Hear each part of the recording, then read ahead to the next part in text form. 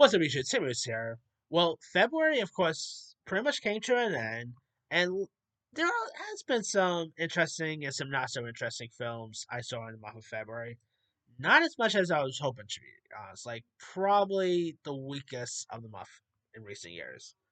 But here are now some films that I did not really get to watch around in February. Hopefully, I'll be able to watch it this month, and maybe I'll add it in my watch list. I don't know. But here is my February 2025 movie ranking. I saw pretty much 17 movies in February, so that's pretty cool there. All right. Uh, Number 17, pretty much the worst film I saw this month is Popeye's Revenge. I'm always interested to see, like, I'm actually okay with, like, these public domain horror films. I enjoyed Winnie the Pooh, Blood and Honey. Can't wait for Bambi Reckoning, Pinocchio Revenge, Unchunks. I'm sure that's gonna be cool. And actually, there are some other Popeye horror films I'm interested in seeing, but this one just was not so good. The only thing about was the kills that was pretty cool, but the acting. Let's be real. When I go into these movies, I don't expect good acting, but the acting really wasn't all that great. It was a little boring at time. I mean, didn't really do anything for me, so pretty disappointed there. All right, number 16. This one I was so disappointed by because I love this. I love Ki Kwan. He's always an awesome act. Like, and I really feel bad for for really trashing this movie. But I gotta get my honest thought. And number 17 is Love Hurts. Oh boy, I was so excited for this. I thought the trails look really cool. Ariana Demos, I think, is a terrific actress. I like Keegan Kwan, but this movie was abysmal. It just nothing about it was all that interesting. It was pretty terrible. Terrible dialogue. Just a very disappointing film, in my opinion. All right, number 15. There are actually people who are enjoying this, and I love that for them. It just didn't do anything for me. Number 15 is Bridget Jones' Mad About the Boy. Again, this movie actually has some pretty good reviews. It has like a 800% Rotten Tomatoes, so I'm in the minority for this. I didn't care for it much. I mean, Renee Zellweger was okay. It was cool to see Hugh Grant in this. Nico Parker played her part well, but it just nothing about it really was all that fascinating. It just was a little. I mean, it was a little boring at time. I think Bridget Jones's Baby is actually the better sequel in my opinion. Edge of Reason I was not a fan of, but Bridget Jones's Baby I think is the better one.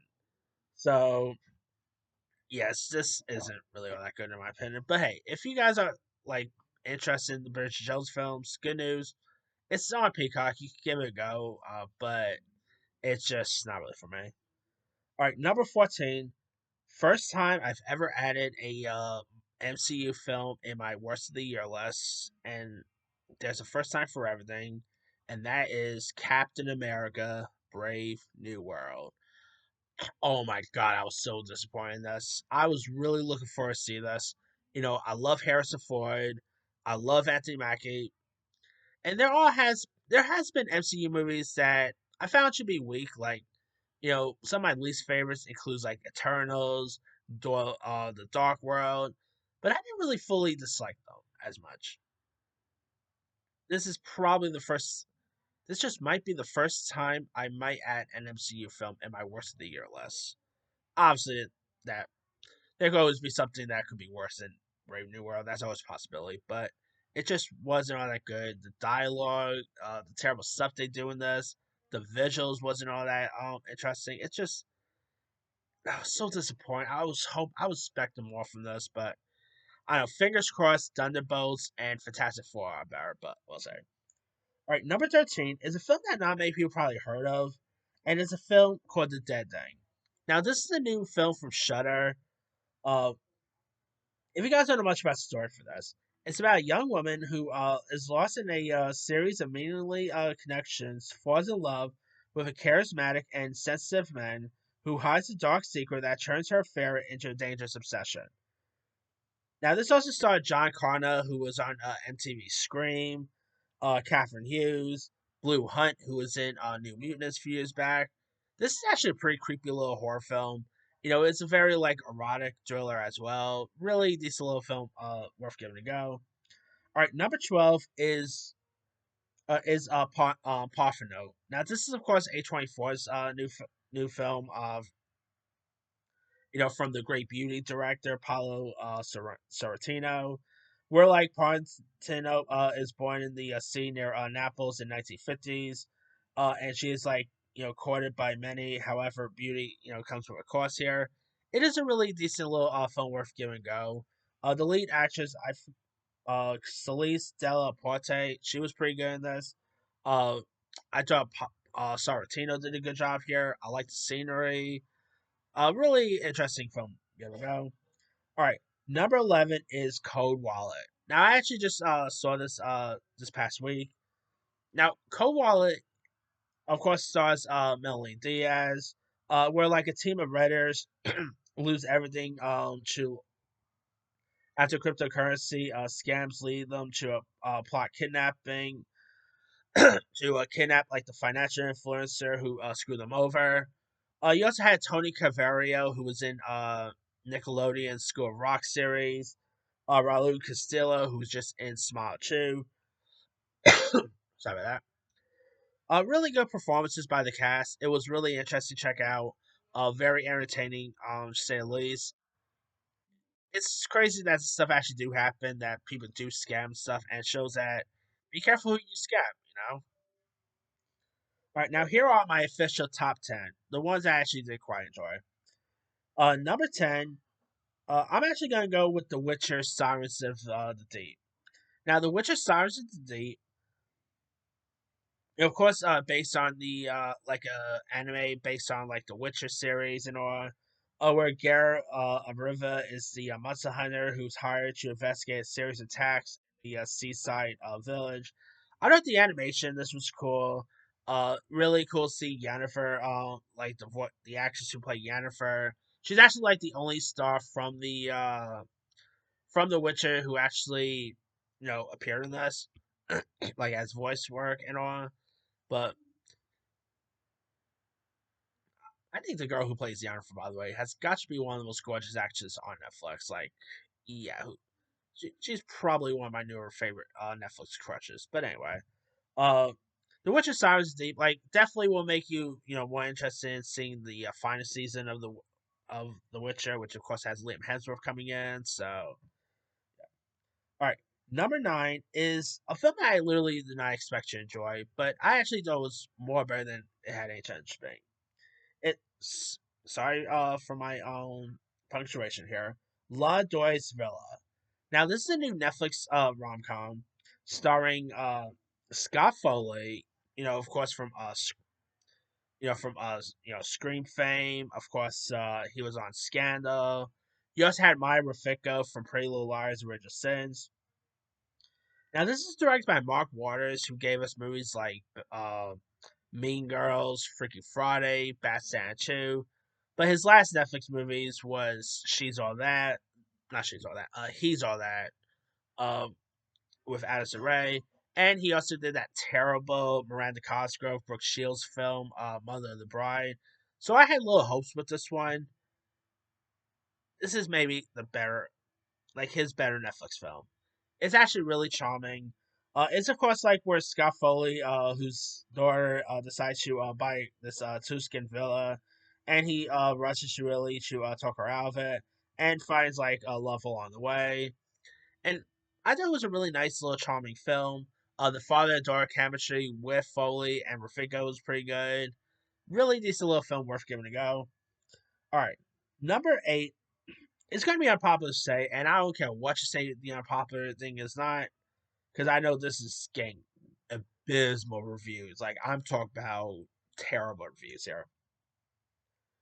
Number 8, I enjoyed this a little more than most people did. It's Kinda Pregnant.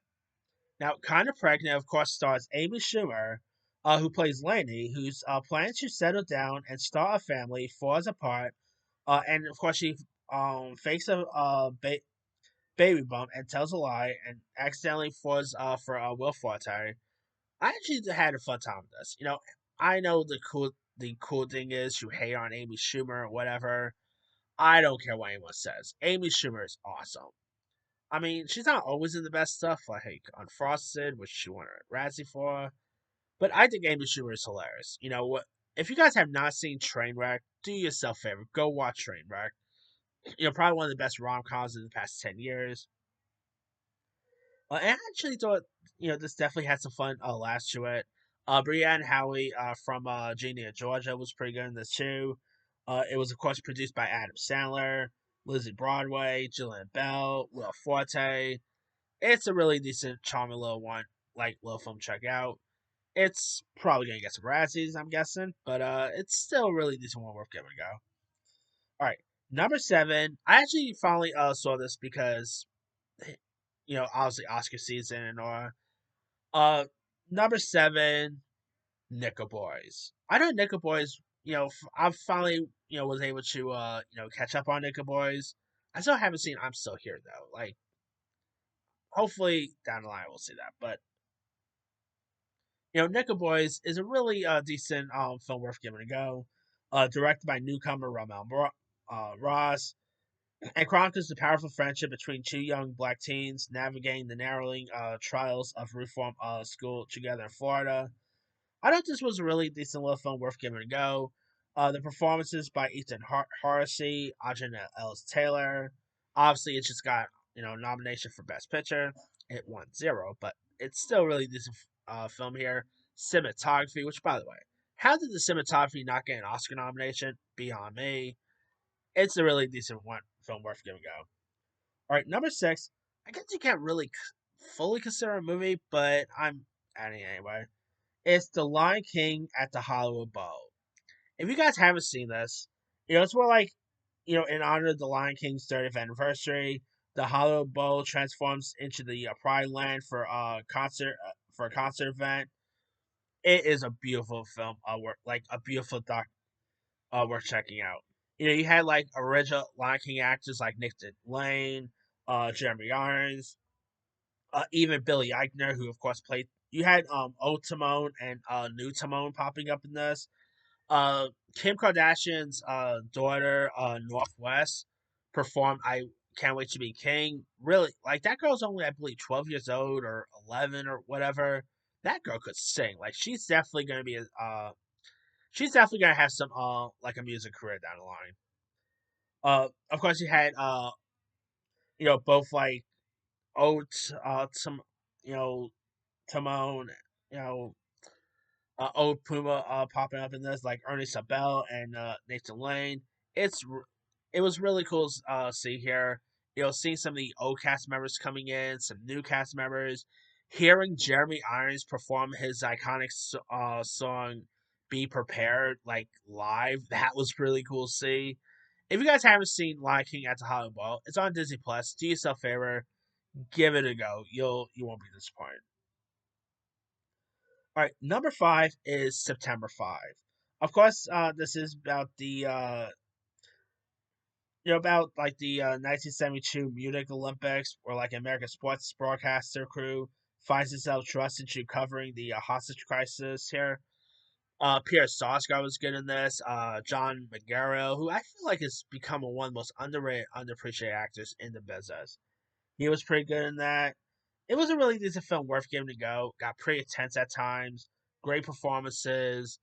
Can't wait to see what the director does next because this was like his first feature. So if you guys haven't seen September 5, definitely give that one a go. All right. Number four is The Gorge. Now, of course, this is Scott Derrick's new film, where like the world's most dangerous secret lies between them, and where like two highly trained operators grow close from a distance after being sent to guard like opposite sides of a mysterious gorge. Miles Teller was good in this. Anna Taylor Joy, one of the most gorgeous actresses in the business. She was great in this. Sigourney Weaver is good. The effects is pretty good. If you guys haven't seen it, definitely give that one a go. All right. Number three is Hot Eyes. Hot Eyes is probably the best Valentine horror film I've seen since 2009's My Blade Valentine remake. Of course, Olivia Holt, Mason Gooding was both good in this. Some of the kills was cool. I really had a fun time with this, big time. Can't wait to see if they ever make a sequel or not, but we'll see. All right, number two is another horror film, and that is The Monkey. Based on a short by Stephen King, about like a toy monkey who ends up pretty much, killing people here. Of course, Dio James, Tatiana Maslany. It's some good cast members, some fun kills in this. The some of the effects in this was pretty cool. I really had a fun time with The Monkey. You know, both great year for horror, by the way. Like, I know we're only 2 months in already. So far, it's been a really cool year for horror the last 2 months. You know, literally, Companion, The Monkey, and Hot Eyes are literally three of my favorite films of the year so far. So, talk about great year for horror. And my number one favorite movie of February is none other than Paddington in Peru. It's just adorable. I mean, again, it's not as good as Paddington 1 and 2, but it's amazing. It's just really heartfelt. You know, it'll leave some tears in your eyes, especially towards the end. It's just a remarkable film worth giving a go. If you guys haven't seen it, do yourself a favor, go watch it. It's an incredible film. Can't wait for part 4 when that comes out. But that's pretty much it there. Here, of course, is my rundown. 17 Love Hurts. Oh, I meant 17 Popeye's Revenge, my bad. 16 Love Hurts. 15 Bridget Jones Mad About the Boy. 14 Captain America Brave New World. 13 The Dead Thing. 12 Parting Note. 11 Cold Wallet. 10 La Doy's Villa. 10 Witcher Sirens' Date, my bad. 9 is La Doy's Villa. 8 Kinda Pregnant. 7 Nickel Boys. 6 Lion King at the Hollow Bow. 5 September 5. 4 The Gorge. 3 Heart Eyes. 2 The Monkey. And number 1 Paddington Peru. Now there's some other ones, like I was gonna see like Last Breath this week, but I'm actually gonna see that this week, hopefully. So I'll probably add that in my watch list instead.